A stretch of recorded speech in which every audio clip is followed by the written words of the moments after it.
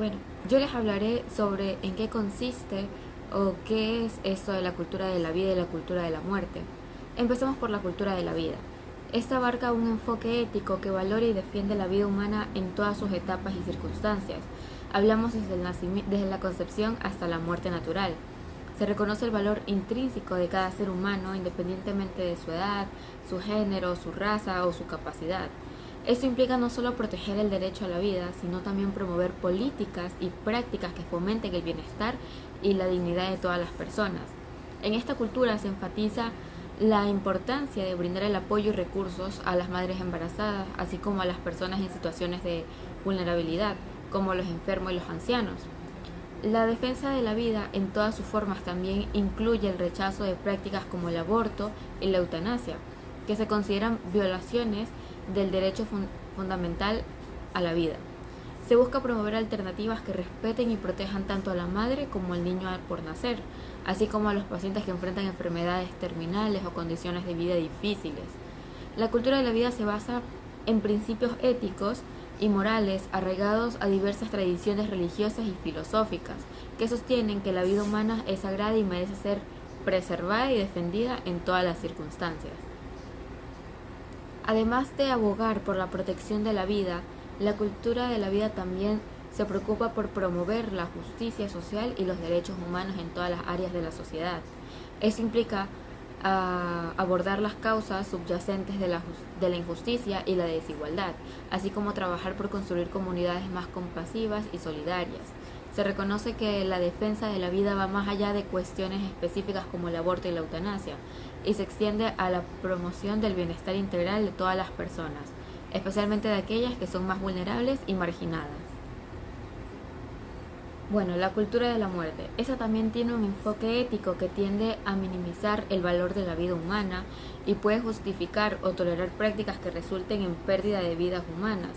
En esta perspectiva se da prioridad a consideraciones como la autonomía individual, la conveniencia personal o el supuesto derecho a controlar el propio cuerpo, sobre el respeto y la protección de la vida humana en todas sus etapas y circunstancias.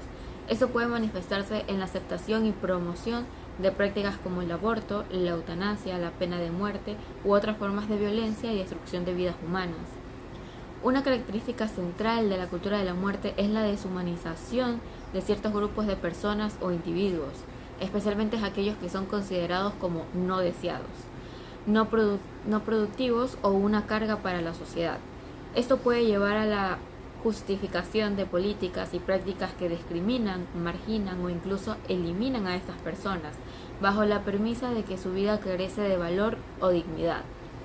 Se perpetúan narrativas que niegan la humanidad y la dignidad inherente de ciertos grupos, lo que puede conducir a la violación de derechos humanos fundamentales. La cultura de la muerte se puede observar una trivialización de la vida humana, donde la violencia y la destrucción se vuelven comunes y aceptables en la búsqueda de objetos individuales o colectivos. Esto se manifiesta no solo en prácticas como el aborto y la eutanasia, sino también en la glorificación de la violencia en los medios de comunicación y la cultura popular, así como la proliferación de armas y conflictos armados que causan sufrimiento y muerte a gran escala. Además de la deshumanización y la trivialización de la vida humana, la cultura de la muerte puede estar marcada por una falta de empatía y solidaridad hacia los que sufren y son vulnerables. Se privilegian los intereses individuales o grupales por encima del bien común, lo que llega a la negligencia o incluso al abuso de aquellos que necesitan cuidado y protección. Se promueven valores como el egoísmo, la indiferencia, la competitividad, en lugar de la compasión, la justicia y la cooperación, lo que contribuye a la creación de sociedades fragmentadas y deshumanizadas. El texto analiza la idea central de una cultura de la muerte, presente en diferentes formas en la sociedad actual. Se resaltan tres aspectos principales. A. Violencia en conflictos bélicos. Se cuestiona la guerra como una expresión extrema de esta cultura, donde se sacrifican vidas jóvenes solo para fines políticos y económicos. Se menciona un caso específico en Ucrania y se detallan las cifras de víctimas civiles reportadas por la Oficina de la ONU. El siguiente punto es la elaboración de enfermedades en laboratorios. Se plantea la inquietud sobre la posibilidad de que algunas enfermedades hayan sido fabricadas en laboratorios con el propósito de controlar la población o eliminar grupos considerados no aptos, revelando una percepción de manipulación por parte de quienes ostentan el poder político y económico. Por último punto tenemos el C, y es pobreza y corrupción. Se discute la pobreza como una forma de muerte gradual que afecta a millones de personas en todo el mundo, y se vincula con el problema de la corrupción, que perpetúa sistemas de injusticia y exclusión. Se hace referencia al Índice de Percepción de la Corrupción, IPC 2022, de Transparencia Internacional para ilustrar la magnitud del problema a nivel global y su impacto en la paz y seguridad política. Existe un texto totalmente diferente al anterior, con otra postura, que habla acerca de la cultura de la vida, la opción fundamental por la vida. Dentro de este tema se van a explicar 3 ideas principales, y estas son las siguientes. La primera es la propuesta educativa de la Universidad Politécnica Salesiana. El texto destaca que la universidad tiene como objetivo la defensa y promoción de la vida y la dignidad de las personas. Se enfocan en formar individuos con valores éticos que busquen la verdad, defiendan la vida y utilicen su intelecto para transformar positivamente la sociedad. La educación se presenta como un servicio de calidad a la sociedad, con la intención de cambiar la cultura de la muerte en la que se encuentra inmersa nuestro Ecuador. La segunda idea principal es la siguiente: los principios fundamentales de la bioética y los derechos humanos. Se hacen hincapié en los principios de la bioética como la autonomía, beneficencia, justicia y no maleficencia, los cuales guían la reflexión ética sobre la vida humana y sus implicaciones en la sociedad.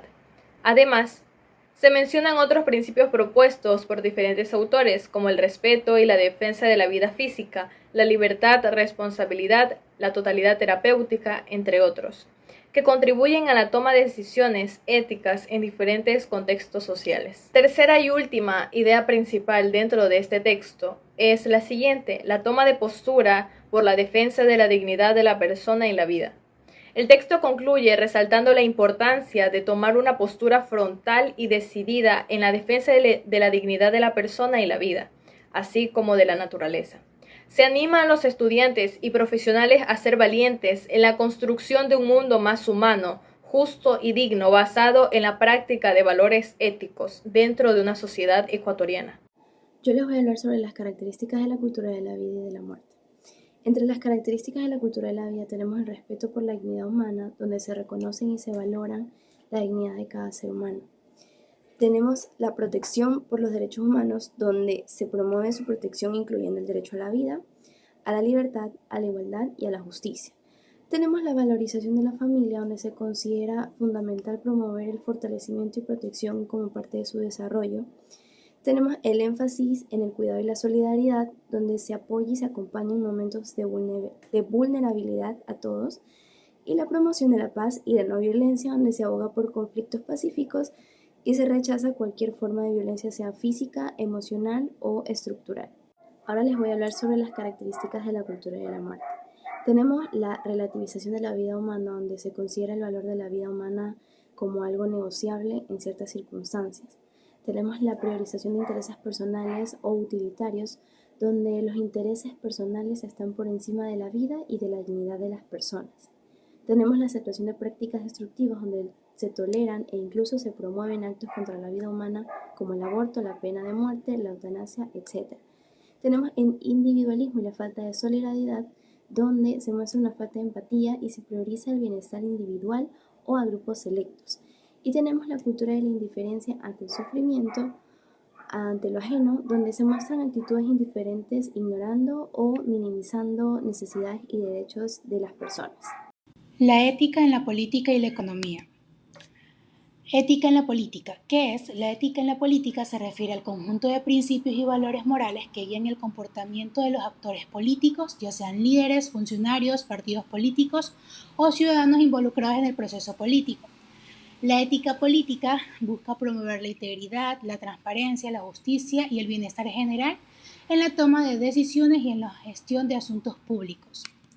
¿Cuál es su objetivo? Su objetivo es conseguir que las personas que ocupen un cargo público lo hagan con diligencia y honestidad, como resultado de la razón, la conciencia, la madurez de juicio, la responsabilidad y el sentido del deber.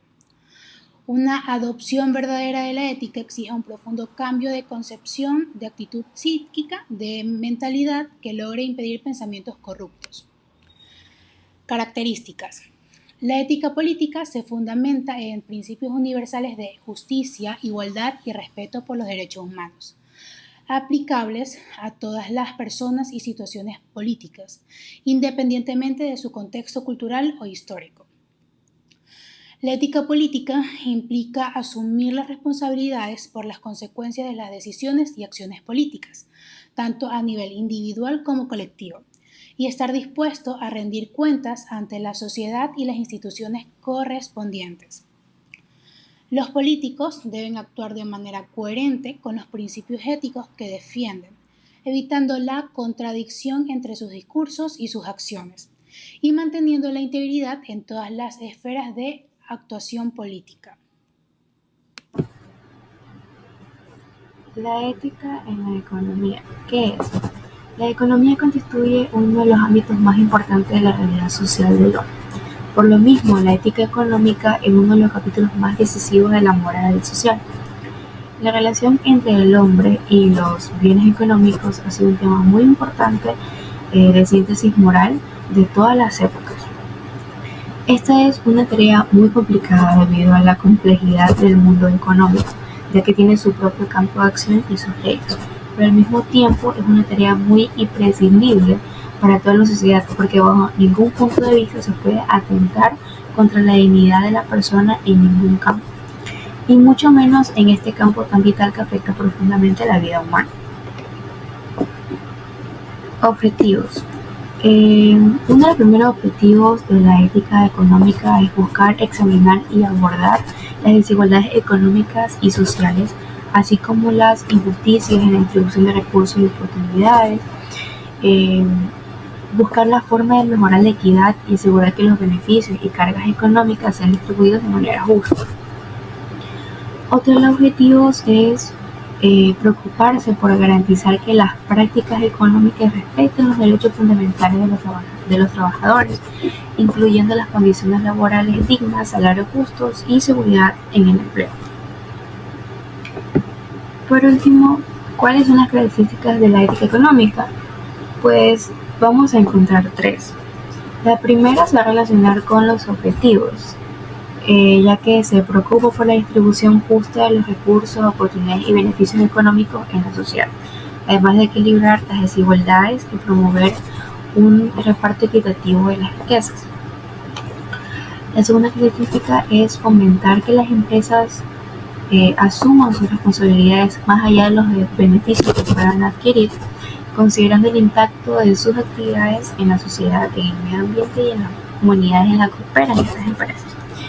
Por último, tenemos que promueve la transparencia en las transacciones económicas, financieras, así como la honestidad en las relaciones comerciales y financieras para poder prevenir la corrupción y fortalecer la confianza en los mercados.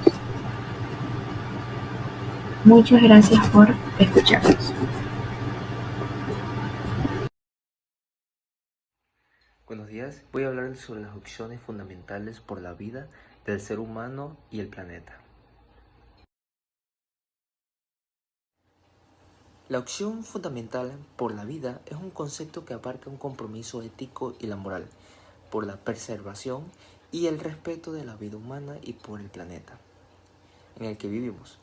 En esta opción implica reconocer la interdependencia entre todos los seres vivos y el entorno natural, así como la responsabilidad de protegerla, promover y el bienestar de la generación que presenta y futuros. Y en términos un poco más general, es un concepto fundamental por la vida, que implica garantizar el respeto y la dignidad a los derechos humanos de toda persona, y también independientemente de su origen étnico, género, religión, orientación sexual y de cualquier otra característica que esto puede implicar, y trabajar por la justicia social y la igualdad de oportunidades y el acceso de condiciones de la vida dignas para todos los seres humanos. En relación con el planeta, esta opción implica adoptar prácticas sostenibles que protejan los recursos naturales, conserven la biodiversidad y míticamente el cambio climático. También implica reconocer y respetar los límites del medio ambiente, evitando la sobreexplotación de los recursos naturales, proviniendo del equilibrio armonioso entre los desarrollos humanos y la conservación del medio ambiente.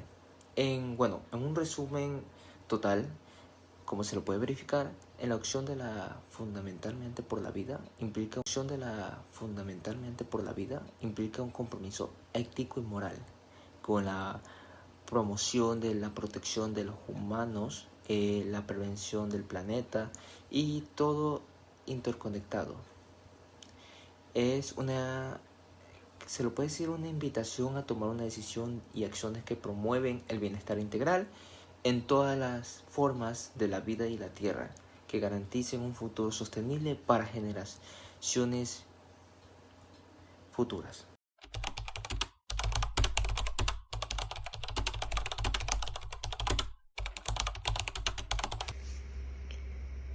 Empezaremos con decir el cuidado hacia nuestro planeta. Queremos promover el cuidado del planeta Tierra porque es muy especial. Es el único que tenemos para vivir y habitar. Para cuidar del planeta todos necesitamos pasar por una alfabetización ecológica y revisar nuestros hábitos de consumo. En tal sentido, se torna imperioso desarrollar una ética del cuidado. Por eso cada persona necesita descubrirse como parte del ecosistema local y de la comunidad biótica, ya sea un aspecto de la naturaleza o en su dimensión de cultura. El siguiente es el cuidado hacia la sociedad sustentable. Es una práctica en la sociedad que debe mostrarse siendo capaz de asumir nuevos hábitos, de proyectar un tipo de desarrollo que cultive el cuidado de los equilibrios ecológicos y funcione dentro de los límites impuestos por la naturaleza. El desarrollo social se orienta a mejorar la calidad de la vida humana. Eso implica promover valores que sean universales para la vida saludable y prolongada, con una educación, participación política, democracia social y garantizar los derechos humanos que se cumplan para tener una protección contra la violencia.